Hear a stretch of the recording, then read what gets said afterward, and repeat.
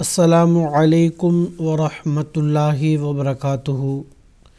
ناظرین کرام، تجوید القرآن کلاسز کا سلسلہ جاری ہے۔ اس سلسلے میں خاکسار ایک اور کلاس کے ساتھ آپ حضرات کی خدمت میں حاضر ہے۔ ناظرین کرام، آج کے کلاس میں ہم سورۃ الحجر کے رکو نمبر 4 کی تلاوت سنیں گے۔ حسب سابق تلاوت کے بعد قواعد بھی ہم پڑھیں گے۔ اب ہم شروع کرتے ہیں سورۃ الحجر کے رکو نمبر 4 کی تلاوت۔ اعوذ باللہ من الشیطان الرجیم،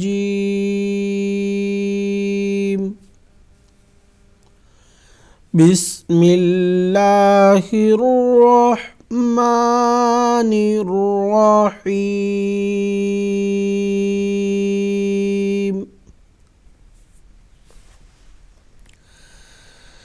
ان المتقین فی جنات وعیون،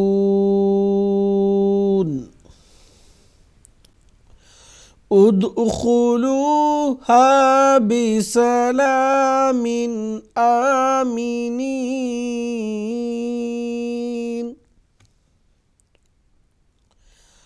ونزعنا ما في صدورهم من غل إخوانا على سرر متقابلين، لا يمسهم فيها نصب وما هم منها بمخرجين،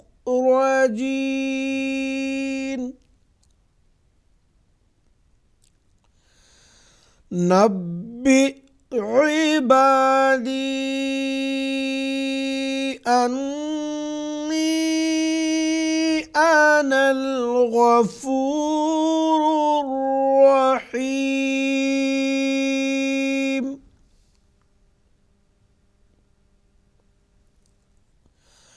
وأن عذابي هو العذاب الأليم،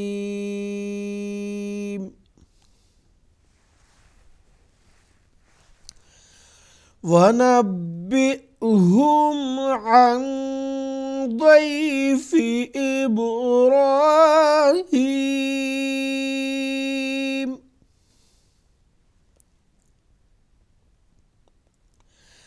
إذ دخلوا عليه فقالوا سلاما، قال إنا منكم وجلون،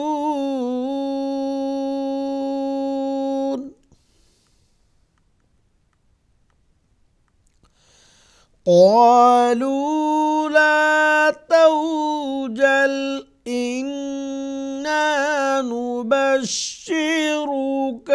بغلام عليم،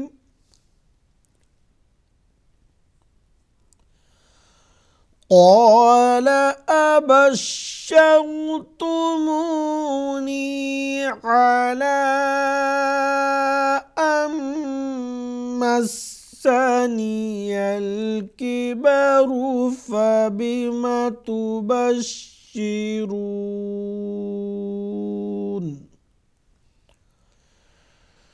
قالوا بشرناك بالحق فلا تكن من القانطين.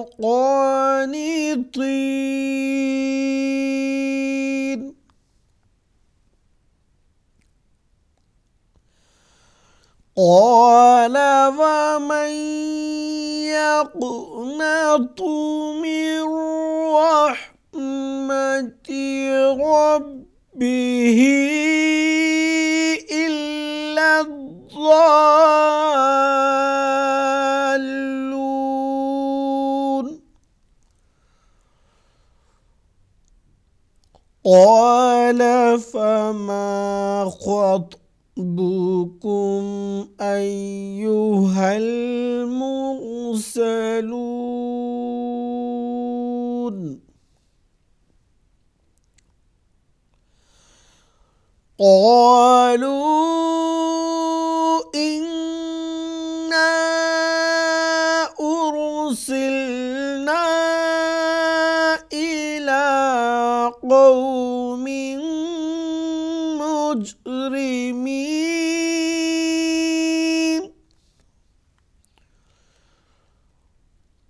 إلا آل لوط إنا لمنجوهم أجمعين.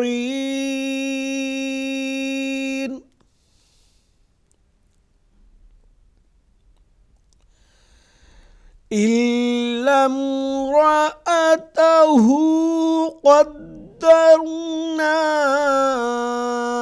إنها لمن الغابرين.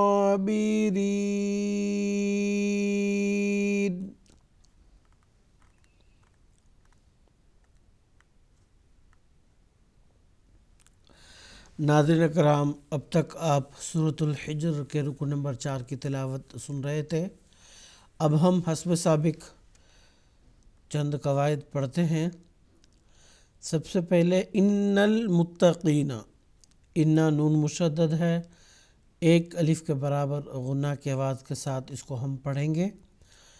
المتقین میں تا کو باریک پڑھیں گے اور قاف جو ہے اس کو پر پڑھیں گے یعنی گول۔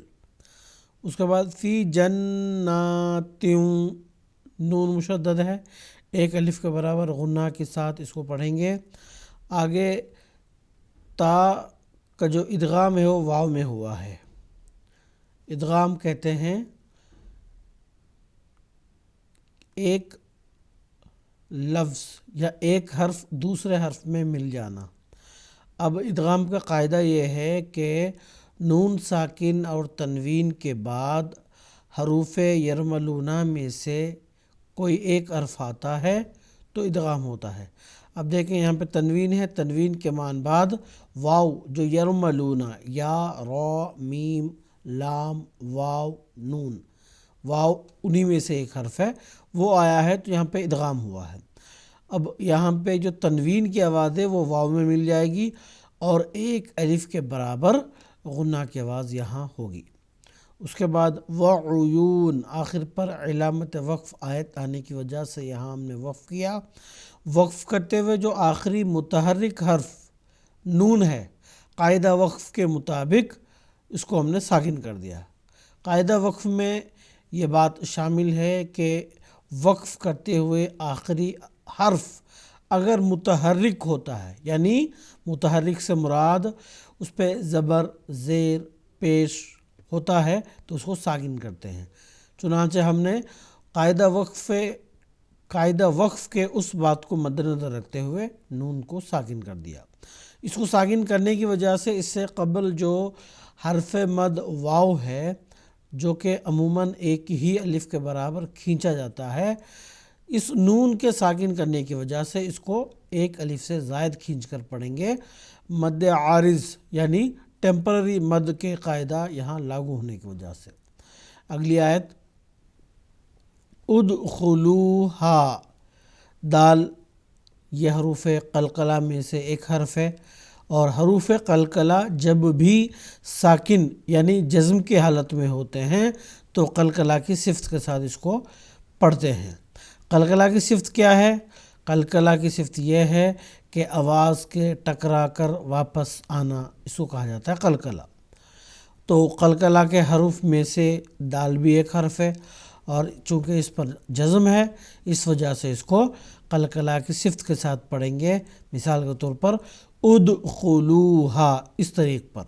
اس کے بعد خا جو حروف مستعلیہ یعنی وہ حروف جو ہمیشہ پر پڑھے جاتے ہیں ان میں سے ایک حرف ہے، تو لہذا اس کو ہم گول ہی پڑھیں گے۔